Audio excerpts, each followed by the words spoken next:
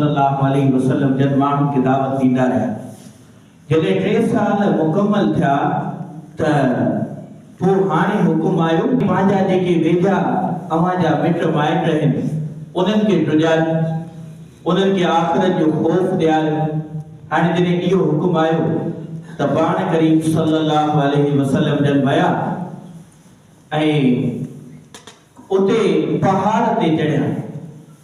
पहाड़ ते चढ़ी करे उहो पहाड़ वो अरबन में असल में मामूल इहो हूंदो हो, जॾहिं का वॾी ॻाल्हि हूंदी हुई अहिड़ी जेका माण्हुनि खे हैरत में विझे या कंहिं जंग जी ख़बर ॾियणी हूंदी हुई त उन पहाड़ ते चढ़ी करे माण्हुनि खे सॾींदा।